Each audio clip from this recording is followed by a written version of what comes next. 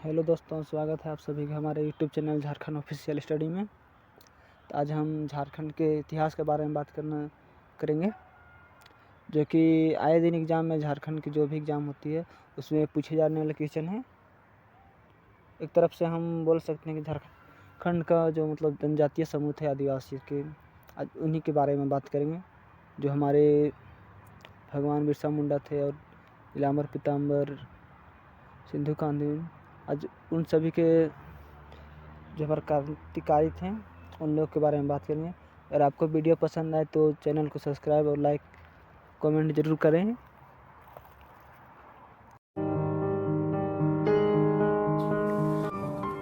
झारखंड का इतिहास और संस्कृति आदिवासी समाज की अमूल्य निधि है।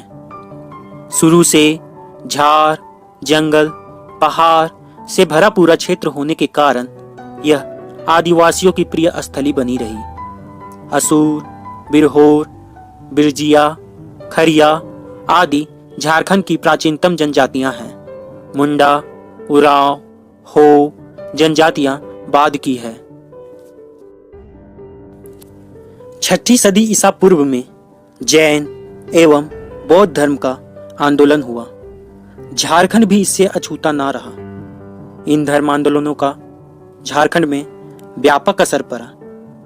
प्राचीन काल में गुप्त और गौर शासकों को छोड़कर किसी राजवंश ने अधिक समय तक यहां शासन नहीं किया।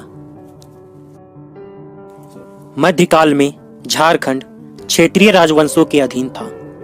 सर्वप्रथम मुंडाओं द्वारा झारखंड में राज्य निर्माण की शुरुआत की गई। क्षेत्रीय राजवंशों में छोटा नागपुर खास का नाग वंश, पलामू का रक्सेल और चेरो वंश, सिंहभूम का सिंह वंश, मानभूम का मान वंश, रामगढ़ राज्य, खरगडिहा राज्य आदि प्रमुख थे। इन सब में छोटा नागपुर खास का नागवंश सबसे लंबे समय तक शासन किया। सल्तनत काल में झारखंड पर छिटपुट बाहरी आक्रमण हुए, किंतु इन सब का कोई अस्थायी प्रभाव नहीं पड़ा और झारखंड की स्वतंत्र सत्ता बनी रही। अकबर के समय मुगल साम्राज्य और झारखंड के बीच वास्तविक संपर्क स्थापित हुआ। तब से झारखंड के क्षेत्रीय राजवंश बिहार उड़ीसा के मुगल सूबेदारों को कर देने लगे। हालांकि यह कर अदायगी बहुत ही अनियमित थी। उत्तर मुगल काल में मुगल बादशाहों की झारखंड पर पकड़ कमजोर पड़ गई। इसी काल में झारखंड के लिए नया खतरा मराठों के रूप में आया। यह खतरा बड़ा रूप लेता उससे पहले ही अंग्रेज हावी हो गए। अंग्रेजों के झारखंड प्रवेश से जनजातियों में तीव्र प्रतिक्रिया हुई, क्योंकि इन सब ने जनजातियों के बंद जीवन में उथल पुथल मचा दी थी और सब कुछ उलट पुलट कर रख दिया था। इसी कारण झारखंड में अंग्रेजों के खिलाफ निरंतर जनजातीय विद्रोह होते रहे, जिनमें जगन्नाथ धाल के नेतृत्व में धाल विद्रोह, तिलका मांझी के नेतृत्व में तिलका आंदोलन, बुद्धू भगत द्वारा कोल विद्रोह, सिद्धू कान्हू के नेतृत्व में संथाल विद्रोह तथा 1899 से 1900 के दौरान बिरसा मुंडा के नेतृत्व में किया गया मुंडा उलगुलान प्रमुख थे।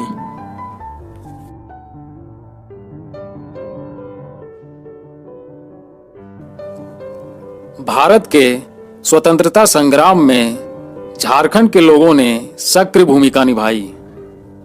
स्वतंत्रता संग्राम के दौरान देश के विभिन्न भागों में कांग्रेस द्वारा कई अधिवेशन किए जा रहे थे, जिसमें झारखंड में हुआ एकमात्र अधिवेशन रामगढ़ अधिवेशन था, जिसकी अध्यक्षता मौलाना अबुल कलाम आजाद ने की थी।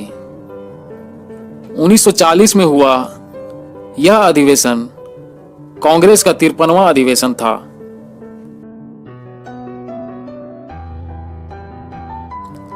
जब 15 अगस्त 1947 में भारत स्वतंत्र हुआ, झारखंड बिहार का भाग बना रहा और दक्षिणी बिहार के नाम से जाना गया।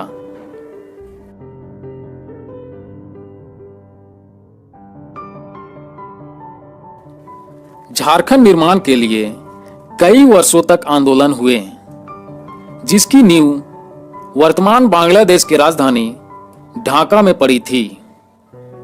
झारखंड राज्य निर्माण का आंदोलन देश का सबसे लंबा आंदोलन माना जाता है।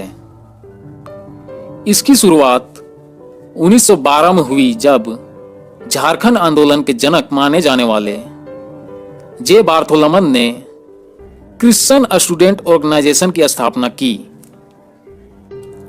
इस आंदोलन का नेतृत्व समय समय पर विभिन्न संगठनों द्वारा किया गया, जिसमें 1950 में जयपाल सिंह मुंडा द्वारा गठित झारखंड पार्टी, 1973 में विनोद बिहारी महतो और शिबू सोरेन द्वारा गठित झारखंड मुक्ति मोर्चा, 1986 में सूर्य सिंह बेसरा द्वारा स्थापित ऑल झारखंड स्टूडेंट यूनियन आदि प्रमुख थे। इन्हीं आंदोलनों का परिणाम था कि 1995 में संथाल परगना और छोटा नागपुर के कुछ जिलों को मिलाकर झारखंड क्षेत्र स्वशासी परिषद का गठन किया गया, जिसके अध्यक्ष शिबू सोरेन बने। अंततः बिहार राज्य पुनर्गठन विधेयक पारित कर 15 नवंबर 2000 ईस्वी को बिहार राज्य के दक्षिणी भाग को अलग कर झारखंड का निर्माण किया गया।